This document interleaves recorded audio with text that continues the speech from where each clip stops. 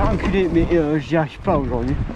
On se retrouve à nouveau au Pic Nord, à 200 mètres d'altitude, et où aujourd'hui on va tester le nouvel Orbea Rise, mais aluminium cette fois-ci.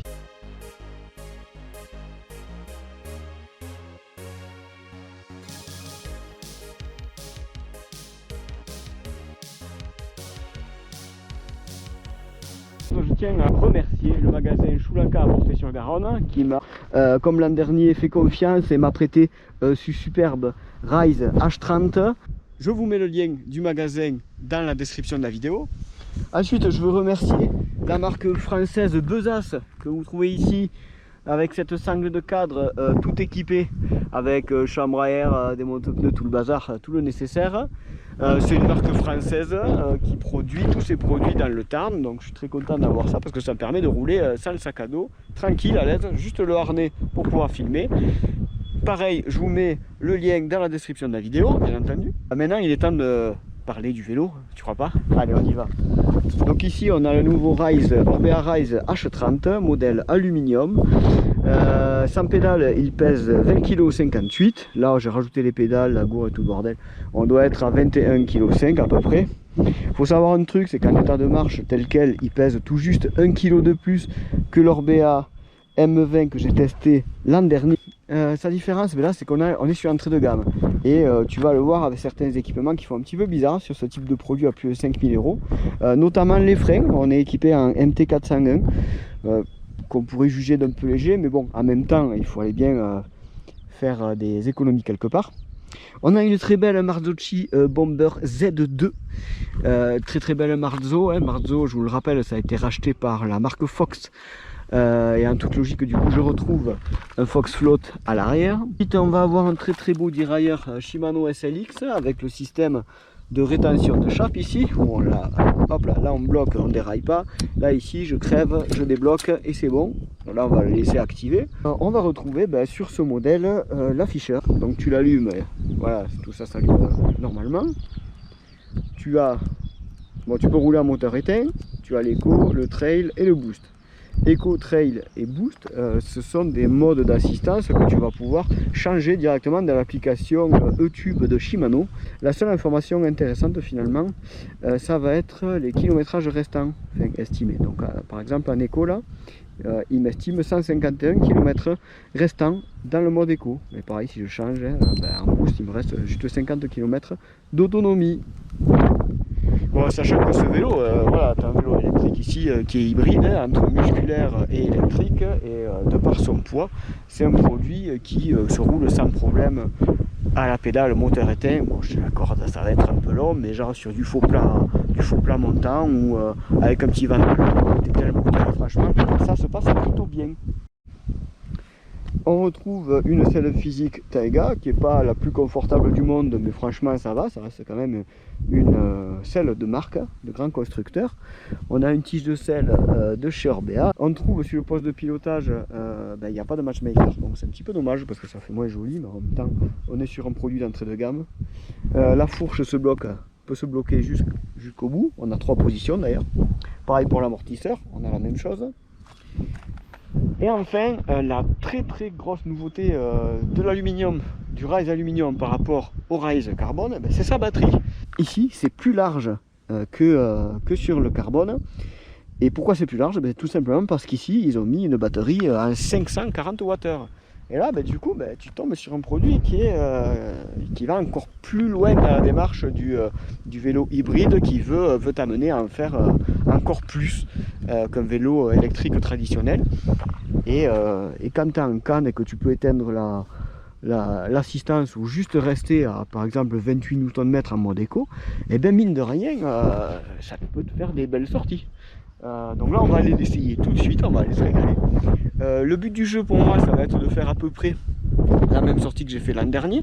Donc c'est-à-dire l'an dernier j'avais fait 28 km et 1100 de D+, et il me restait 2 traits de batterie. Donc là on va voir ce que ça va donner.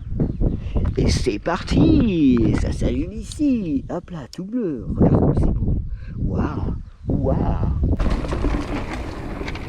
Allez, on va voir s'il y a une grosse différence avec le carbone en comportement. Pour l'instant c'est toujours aussi fun à rouler.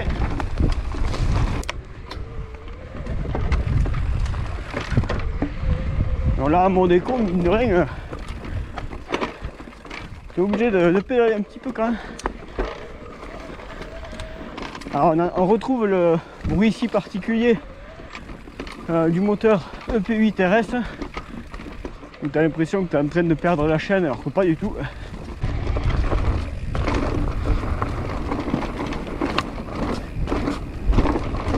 Encore, ouais. Ouais, ça c'est beau ça.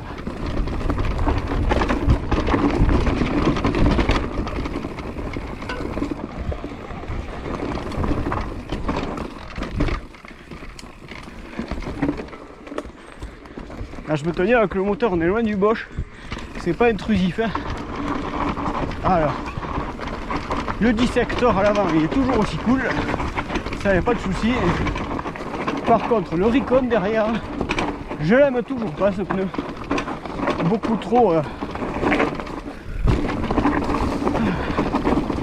Beaucoup trop typé cross-country pour ce type de produit. Ben, dans les passages de la pente comme tout à l'heure, il te met pas en confiance. Voilà la petite remontée. Alors on va pas s'acharner, il y a de l'assistance, on va se foutre en boost là. Ah ben oui, eh oui, là de suite c'est mieux. Ah c'est génial quand même pour ça. Voilà, 60 Nm, là je suis au maximum de ce que peut donner le vélo en couple. Ah, c'est vraiment bien. Voilà, ceux qui sont habitués aux performances CX, ah, ils seront sacrément déçus avec cet outil. C'est plus sportif. Ce vélo, il est toujours aussi cool à rouler, franchement, il est facile d'accès. Franchement, tu montes dessus. Et t'es comme à la maison, quoi. Alors moi, pour le moment, le seul truc qui me gêne, comparé au modèle que j'ai essayé l'an dernier, je te le cache pas, mais tu t'as douté, putain, c'est les freins. Quoi. Ah, le ressenti de ces freins, il est dégueulasse. C'est tout dur, tu sais. Tu peux doser et tout, ça marche bien, mais c'est vraiment pas à la hauteur d'un vélo aussi sympathique. Donc, tout à l'heure, je te parlais du Rise Carbone qui embarque une batterie de 360 Wh. Sur lequel tu peux mettre une extension à 252, donc ça fait pratiquement 600. Sache un truc quand même, c'est que celui-là il est à 540 Wh, mais tu as toujours la possibilité de lui coller ce Rise Extender à 252 Wh, ce qui te fait 540 plus 250. Ça commence à faire pas mal d'autonomie pour s'amuser tout en gardant un vélo relativement léger. Et toujours ce feeling assez excellent où comparé à un VTT électrique classique, il va te sortir à 25 kg.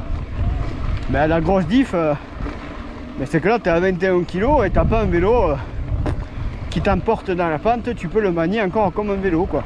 C'est le guidon 780, je trouve ça un peu gros. À un moment donné on passe plus dans les arbres. Je trouve que le meilleur compromis sur des guidons comme ça c'est 750, 760, c'est pas des vélos de DH. À la base on reste sur un Ocam, 140 devant, 140 derrière. Donc on reste sur un vélo de, on va dire de trail, de chemin, c'est pas vraiment un enduro ce vélo. Et voilà, c'est terminé, 2 heures de roulage, pratiquement 28 bornes, 13 de moyenne. Et il reste 3 traits. Hein. Et à pas dire, le 540 Wh c'est quand même le bon plan. Sur ce Rise H30 dont on va faire la conclusion. Hein. On va voir les points forts et les points faibles de ce produit. Alors franchement, rapport qualité-prix imbattable. À 5400 €, il y a tout ce qu'il faut. Un des gros points faibles pour moi, c'est ces freins là. C'est limite abject. Voilà, c'est carton rouge parce que sur les 3 descentes où j'ai roulé, mais putain, le levier il est dur en fait, c'est pas dosable. Tu sens pas, enfin, ça freine, il n'y a pas de souci, mais c'est pas du tout confortable. Et comme le levier est que très peu ergonomique, franchement, j'ai eu mal aux mains. Donc il reste 3 traits. Si je reste en mode éco comme ça, il dit qu'il y a encore 105 km d'autonomie. Bon, faut pas exagérer, mais c'est quand même énorme quoi. Parce que là, je pense que je vais repartir. Je vais essayer de de mettre la batterie à plat quoi, pour voir. Dans les points forts, comme tu as pu le comprendre, c'est cette batterie, le rapport qui a été pris, 5400 €, 540 Wh. Tu rajoutes à la place de la gourde le Rise Extender qui coûte je crois 500 ou 600 € en plus, et tu as un vélo qui va aller taper les 800 Wh pratiquement, donc c'est quand même énorme quoi sur ce type de produit. La fourche, nickel, très bien, très bien, hein. J'ai suivi les réglages qu'il y a indiqués sur ce tableau. Ça m'allait très bien. Pour régler l'amortisseur, je suis allé sur le site d'Orbea et ils font ce qu'ils appellent le Blue Paper que tu peux télécharger. Et à l'intérieur, tu as le tableau avec les pressions qui vont bien. Point fort, franchement, le SLX, gros point fort. C'est con, mais tu vois, 5300 €, ben, le SLX, comme ça, couplé avec des manettes en dehors, ben, franchement, c'est un bon panachage, ça marche super bien. Tu vois, à la limite, il y aurait eu des dehors à la place des MT400, hein, je reviens avec ces freins encore, mais ça aurait été vraiment très bien. J'avais aimé sur le M20 l'an dernier le fait que ce soit minimaliste, mais c'est vrai que c'est quand même cool d'avoir toutes les informations directement accessibles plutôt que d'avoir à sortir le téléphone. Et en plus, gros point fort de cette commande, hein, comparé au système Bosch, c'est que c'est tout petit.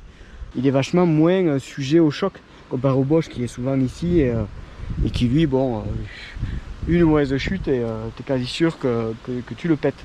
Les roues sont très bien, j'aime beaucoup ces race face, le montage est très bon.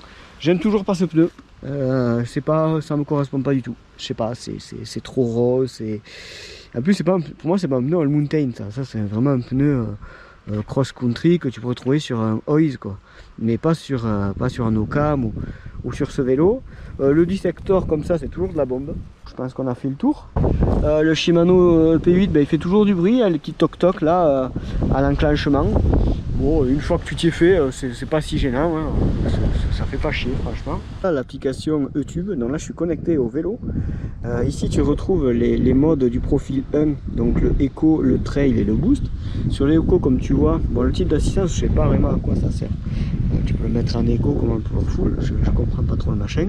Par contre ici, et c'est pour moi la valeur la plus importante, c'est que tu paramètres le nombre de couples que tu veux dans le mode sélectionné. Donc là par exemple en mode Eco, j'ai simplement 24 Nm à ma disposition. Et ce système là, donc le démarrage de l'assistance, si plus tu vas vers quick et plus l'entraînement du moteur est rapide. Et plus il va vers mid, et plus il met un peu de temps à s'enclencher. Donc ça évite d'avoir quelque chose de trop brutal. Pareil pour le mode trail, là je suis à 38 Nm et en boost, bon ben là à fond, 60 Nm, mais toujours avec un enclenchement un petit peu plus léger. Ça y est, j'ai plus de batterie. 58 km à 13 de moyenne et plus de batterie. Franchement c'est cool. Au moins je peux faire la dernière descente et ça fait super plaisir. Je me suis régalé aujourd'hui avec ce petit vélo. Même si je préfère le carbone. Parce que j'ai l'impression que le carbone, bizarrement, il a l'air plus souple et plus confort. Tu vois, j'ai mal aux mains.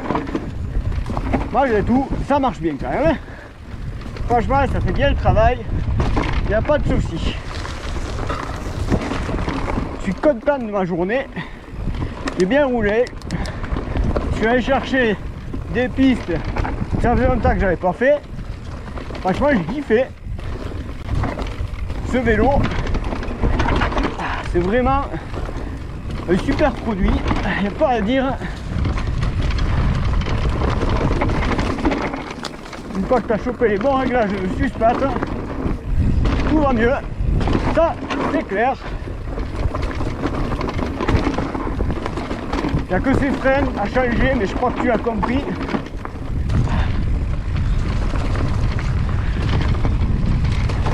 Alors ce qui est rigolo, c'est qu'il n'y a plus de batterie, mais l'afficheur est toujours allumé.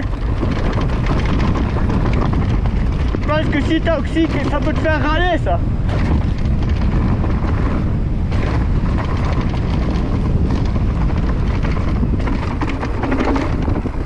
Ah, franchement, comme à la maison, sur ce petit bike. Voilà un super produit. Et voilà, j'ai remis au fond. C'est là où ce genre de saut là, ce vélo atteint vite ses limites.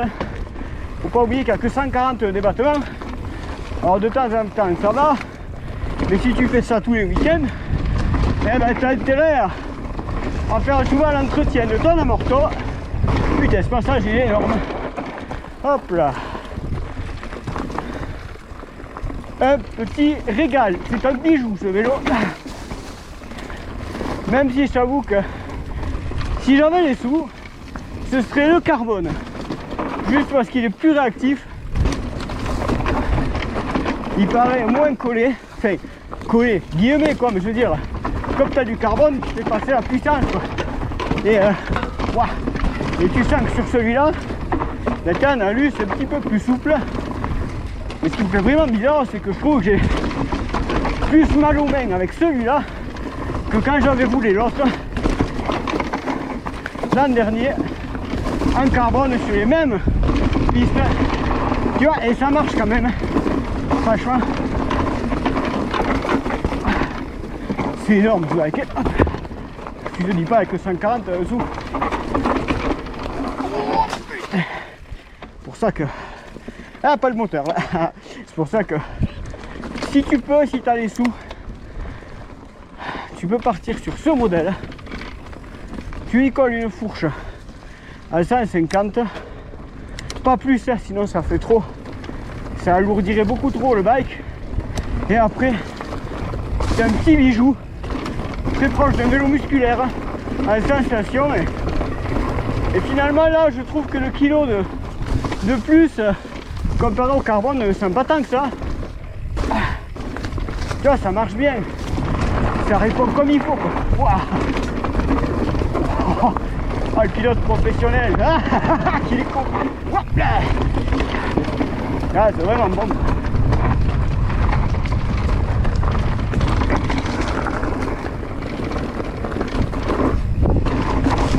Ah putain.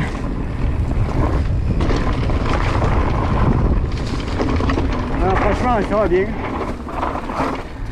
Putain, je l'aurais fait 4 fois je pense, ou 3. Énorme. Hop là. Wouhou. Trop bien. Là on va aller droit dans le pain dessus.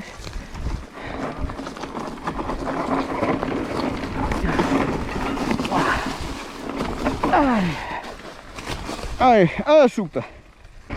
Et la dernière montée, j'ai tout fait en trail et un peu en boost.